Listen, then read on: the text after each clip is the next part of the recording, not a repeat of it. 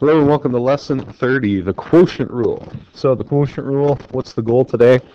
I can identify when it's necessary to use the quotient rule, and then I can take the derivative by successfully applying the quotient rule. So apply and identify. That's your two keys here. So what does the quotient rule look like? Well, it is basically dividing one function by another, and it should be stated here. And you can add this in where g of x is not equal to 0, of course. So how do we take the derivative with the quotient rule? Well, we've done the investigation. We talked about how the product rule works. And what I'm going to do is I'm going to rearrange this equation and make it into a product rule and then solve it again back for m prime, because we're really looking for m prime here when we're solving.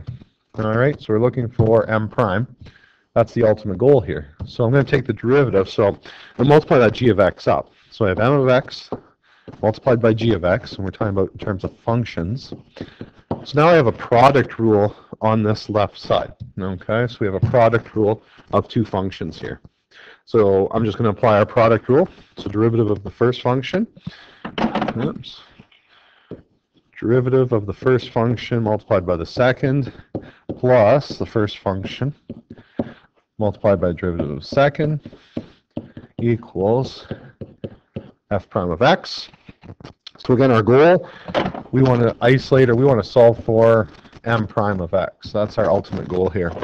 So that means I'm going to isolate for m prime of x. So this first pairing of functions here are going to remain the same. And on the other side, I'll have f prime of x, and I'm going to subtract m of x g prime of x. So I'm moving that term that has no m prime in it.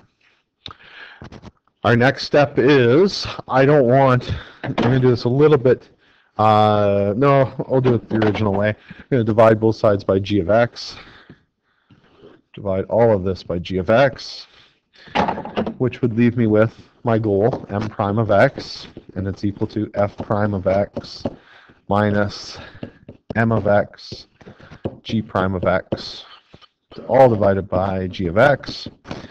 And now, I want to get rid of this original function, so I want to do some simplification.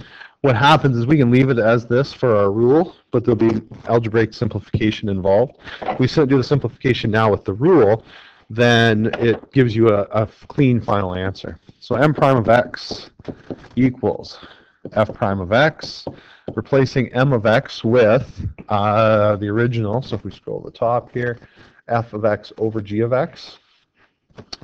So f of x over g of x multiplied by g prime of x. Now that's all divided by g of x. So I just did a substitution for the value of m. Now I'm going to do simplification. So I got to get a common denominator in the numerator. And it's all going to be over g of x. So I'll have f prime of x, g of x, minus f of x over g prime of x. And that's all divided by g of x. And when you flip this around, what you find is that the derivative is the f prime of x g of x minus f of x g prime of x. And when you go through and invert and multiply the two denominators of g of x, they actually get multiplied together, and you end up with g of x, and I'll put it in brackets, squared. So there is our product rule. That is our product rule. So that'll take, or sorry, quotient rule. That is the quotient rule. So that will find the derivative when dealing with one function being divided by another.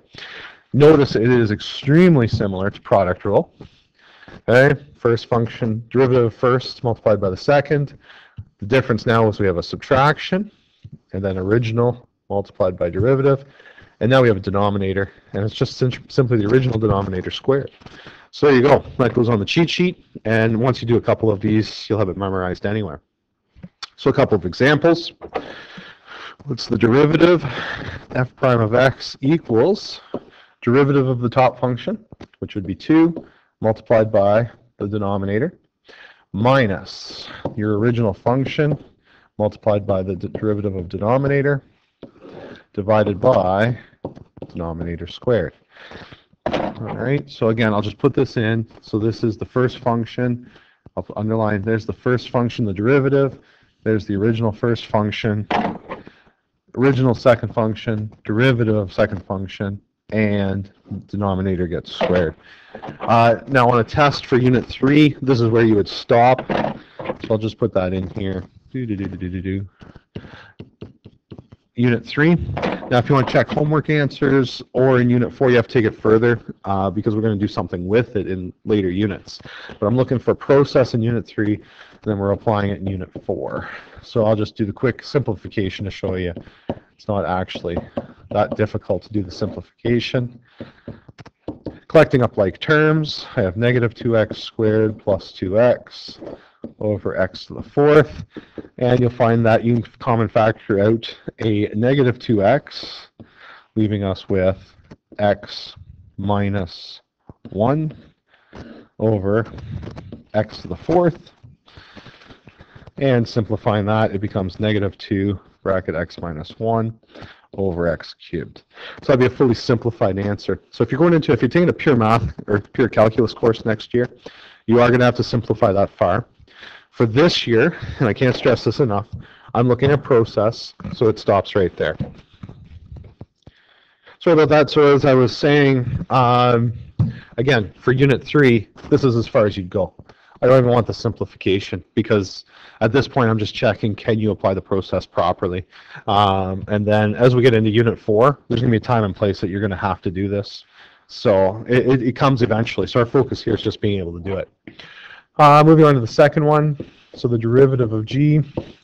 Again, derivative of the numerator. So it would be a 1 multiplied by the denominator minus top function, derivative of the bottom function, all over the bottom function squared.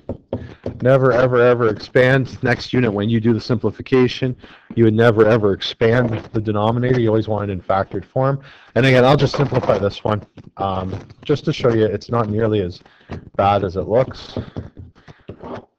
2x plus 1. And what we'd find here in this case, the 2x's actually cancel out. So you're left with x minus 4 over 2x plus 1. Okay? And please remember the whole thing with derivatives again. Okay? And I keep stressing this. These are expressions for slope of tangent. Expressions for slope of tangent. So all we're doing here, yes, we're taking derivatives, and sometimes when we get in this process, you get your tunnel vision going, and you're like, okay, I know how to use product rule, I know how to use power rule.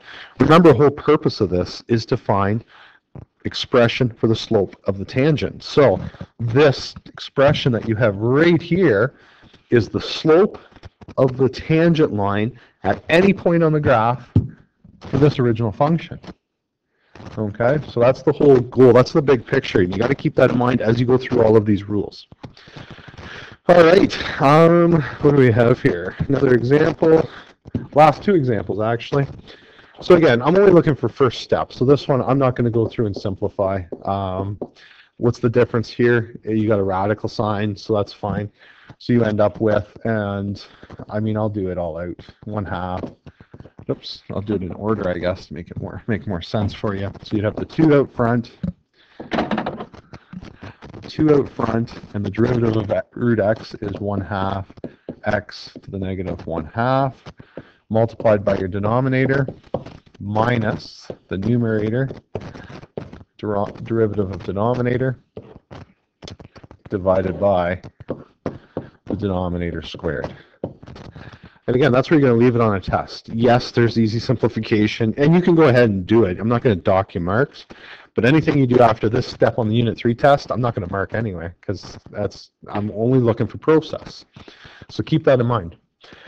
And the last example here, m prime of x, derivative of the numerator. So we'd have 9x squared plus 2, 8x minus 3. Oh, not good. Not good. Sorry, you leave that second function alone. And I'm just going to make a little bit of room for myself. Oops. I'm not even sure how I was able to flip back the page there. Pretty impressive. All right, there we go, a little bit more room, minus the top function plus 2x, derivative of the denominator, that's the 8x minus 3, all divided by 4x squared minus 3x plus 5 squared. So now these get a little bit uglier, because if you look at it, now all of a sudden you have a binomial multiplying a trinomial, so yeah, it becomes more and more complicated as the expressions. Usually polynomials are not something that you like to work with, because they're usually the ones where the first derivative gets kind of nasty. So anyway, there you go. There's the homework. If you have any questions, just make sure you star them so I can answer them in class, but that one should go fine. Good luck.